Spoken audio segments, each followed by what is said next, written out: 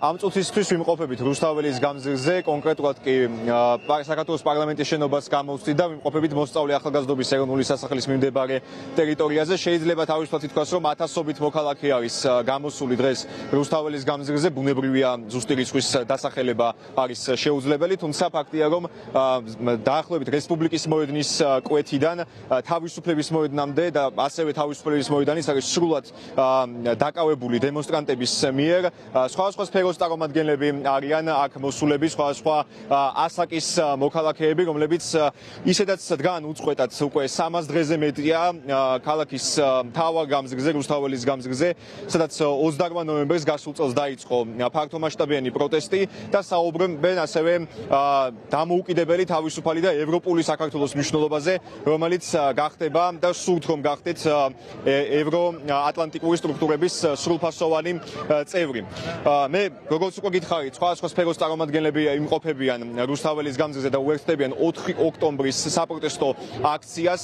ბუნებრივია ეროვნული ჯორჯია, როგორც გასული 310 დღის განმავლობაში, 311 დღესაც ესაუბრება აქციის მონაწილეებს და ინტერესდება მათი შეფასებებით, ინტერესდება მათი პოზიციით მიმდინარე პროცესებთან დაკავშირებით. ისინი ამბობენ, რომ დღეს ქვეყანა არის პოლიტიკურ ჩიხში და სწორედ აქედან გამოსავალი არის ქუჩის პროტესტის გაგრძელება. მნიშვნელოვანია, რომ ეს პროტესტი იყოს ცვლილებების მომტანი, თუმცა ხაზს უსვამენ იმას, რომ პროტესტი უნდა უცლებად იყოს მშვიდობიანი და არა ძალადობრივი. მოქალაქეები ასევე ამბობენ, რომ დღევანდელი პროტესტისთვის ჩამოსულები არიან ქვეყნის სხვადასხვა რეგიონიდან, მათ შორის დასავლეთ საქართველოდან, აღმოსავლეთ საქართველოდან. მათი ნაწილი კი ამ წუთებშიც მოემართება დედაქალაქის მთავარი გამზირისკენ. თავისუფლების მოედნის მიმართულებით მივდივართ ახლა ჩვენ სადაც განთავსებული არის სცენა. სწორედ ამ სცენიდან, როგორც ცნობილია, მიმართავენ აქციის მონაწილეებს საინიციატივო ჯგუფ რუსთაველის გამზირის წევრები და გააცნობენ კონკრეტულ სამოქმედო გეგმას. ბუნებრივია, აი ამ გეგმების შესახებაც მაყურებელიც ეროვნული ჯორჯიას ეთერშიც შეიტყობს პირდაპირ ეთერში, მას შემდეგ რაც ეს ცნობილი გახდება დემონსტრანტებისთვისაც და მანამდე ჩვენ შეგვიძლია მოусმინოთ აქციის მონაწილეების შეფასებებს 4 ოქტომბრის საპროტესტო აქციასთან დაკავშირებით. მხოლოდ თავარ ქუჩაზე მოედება მთელ საქართველოს და ეს გამარჯვების მუხტი გადაედება და დღეს გაფორმდება ძალიან დიდი გამარჯვება. აი, ყველაფერი ამას მიუთითებს გუშინდელი დაწყებული მოქმედებებიდან. არ ვიცი, ეს ზედმეტად ირონიულიც კი არის. შემიძლია ვკითხო კიდევაც ესე ჩვენ ფორმიან პოლიციელებს რა ქნეს, ან რა ქენით ბიჭებო გუშინ იპოვეთ, რევოლუცია ზოგი ჭებში ეძებდი, ზოგი ქვევით ქუჩებში. რას იზავს ეს რევოლუცია, ქვევით ჭებიდან ამოვა თუ ზევიდან ჩამოვა? ჩემი აზრით პასუხი აი ჰაერშიც იგრძნობა, სადაც არის რევოლუცია და ეს არის მართლა მოვიდა ის დღე, როდესაც რევოლუციური ცვლილება უნდა მოხდეს ამ ქვეყანაში, რადგან 13 წელი ძალიან ბევრია ჩვენ როგორი ქვეყანაც გვინდა ვიყოთ, ისეთ ქვეყნისთვის 13 წელი ძალიან ბევრია, რომ ერთმა რეჟიმმა მართოს. განსაკუთრებით ეს არ არის არანაირი არც ეროვნული მთავრობა, არც პროქართული მთავრობა, ეს არის პრორუსული და ანტიქართული მთავრობა. ის რომ ყველას უნდა ევროპული მეცნიერება, ევროპული განათლება, ევროპული მანქანები, ყველაფერი ევროპული სიკეთეები და არ გინდოდეს ევროპა, ეს არის არაუბრალოდ არალოგიკური, ეს არის მოღალატეობრივი ქმედება. ჩვენ დღეს გამოგვიყვანა აქ არაუბრალოდ პროტესტმა, არამედ იმ სიბრაზემ და იმ მიუღებლობამ, რომ მივექანებით რუსული ჭაობისკენ. ჩვენ არ დავთმობთ.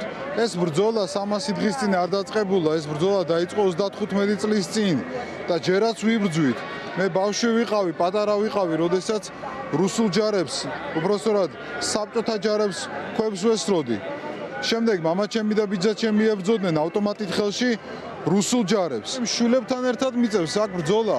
სულ ბრძოლაში ვართ. რამდენი თაობის ქართველები და ჩვენ უნდა აუცილებლად დავიბრუნოთ ჩვენი ქვეყანა. იმისათვის რომ მაქსიმალურად მოვსპოთ შიგნით, ქვეყნის შიგნით რუსული გავლენები. სხვა ამბავია, რომ დღევანდელ დღეს გაჩნდა დამატებითი იმედები, რომ რაღაც გარდატეხა შეიძლება მოხდეს. ბევრ ადამიანს ამის ჯერა, ბევრ ადამიანს ამის არ სჯერა, მაგრამ მიუხედავად იმისა, შემართება არის და იმის გაგებაც არის, რომ ყოველ დღე ძალიან ბევრი ხალხი ვერ შეგროვდება, მაგრამ როგორც მინიმუმ გარკვეულ დღეებში უნდა იყოს უფრო მაღალი მობილიზაცია პროტესტის. ასევე ცნობილი გახდა რამდენიმე საათის წინ თუ ვინ შედის საინიციატივო ჯგუფ რუსთაველის გამზირის საორგანიზაციო კომიტეტში, კერძოდ 4 ოქტომბრის საპროტესტო akcიის საორგანიზაციო კომიტეტში. ეს არის რუსთაველის გამზირის საინიციატივო ჯგუფის დამფუძნებელი პაატა ბურჭულაძე, ასევე არის ყოფილი მთავარი გენერალური პროკურორი მურთაზ ზოდელავა, ოპოზიციონერი პოლიტიკოსი, ასევე სტრატეგია აღმაშენებლის პოლიტიკური მდივანი მანჯგალაძე, პაატა მანჯგალაძე და პოლკოვნიკი ლაშა ბერიძე.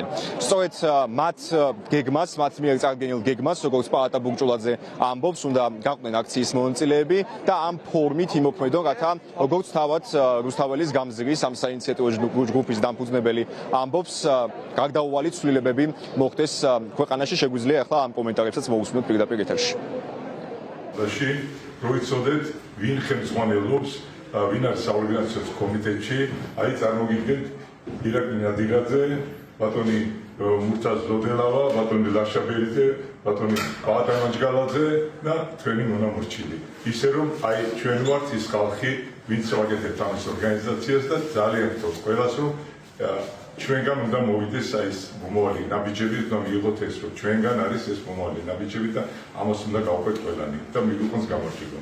ძალიან გრამატიკულად ბატონო.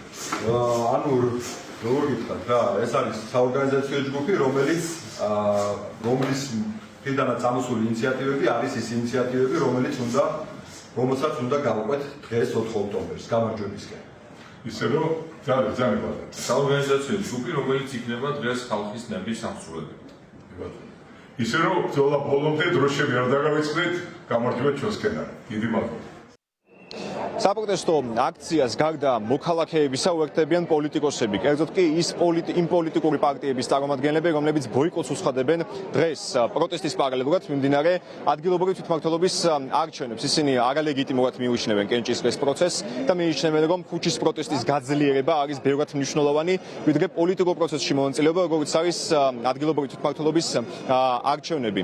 ასევე მმართველი პარტია, ქართული ოცნების წარმომადგენლები ეხმიანებიან აქციის მონაწილეთა და ორგანიზატორების გეგმებს, მაგალითად გუშინ მთელი დღის განმავლობაში არაერთხელ გაიმართა ბრიფინგი და ერთი კომენტარი გაკეთდა 4 ოქტომბრის საპროტესტო აქციასთან დაკავშირებით ქართული ოცნების წარმომადგენლების მხრიდან, მათ შორის პრემიერმა ირაკლი ყობახიძემ განაცხადა, რომ პასუხი სახელმწიფოს მხრიდან იქნება ბევრად უფრო მკაცრი, ვიდრე ეს იყო გასული წლის საპროტესტო დემონსტრაციების დროს და ვიდრე ეს იყო გასული წლის დემონსტრაციებისას დაკავებულთა მიმართ. მან ფაქტობრივად თქვა, რომ გააფრთხილა, რომ სასჯელი იმ შემთხვევაში, თუ სისხლის სამართლებრივი კვალიფიკაცია მიენიჭება ნებისმიერ დანაშაულ საპროტესტო დემონსტრაციაზე, იქნება მკაცრი, არ დააყენებს მკაცრი პასუხი სახელმწიფოს მხრიდან. იგივე გაიმეორა შალვა პაპუაშვილმა და მან კერძოდ ასევე ისაუბრა ტერმინზე მშვიდობიან დამხობაზე. აქ სტრასბურგის სასამართლოს კონკრეტული პრეცედენტი ამ საქმესთან, მსგავს საქმესთან დაკავშირებით, რომელიც მოხდა მისი შეფასებით, მისი თქმით თურქეთში და განაცხადა, რომ ამ ტერმინის ავტორებს შესაბამისი პასუხისმგებლობა მოუწევთ კანონის წინაშე.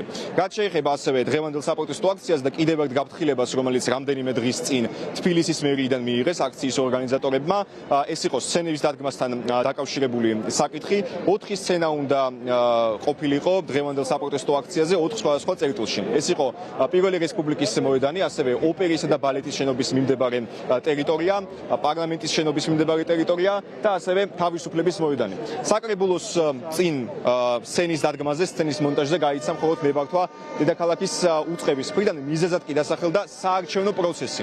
მოგეხსენებათ, რომ პირველი გიმნაზიის შენობაში არის გახსნილი მთაწმინდის ნომერ მე-7 საარჩევნო უბანი, სადაც ამ წუთებში მიმდინარეობს ადგილობრივი თვითმმართველობის საარჩევნების კენჭისყრის პროცესი და დედაქალაქის მერიამ განმარტა, რომ საარჩევნო უბნიდან 100 მეტრის რადიუსში დაუშვებელია ნებისმიერი შეკრება და ნებისმიერი ტიპის იმ მანიფესტაციის გამართვა, რომელიც მათი შეფასებით ხელს შეუშლის საარჩევნო პროცესის და კენჭისყრის პროცესის წარმართვას.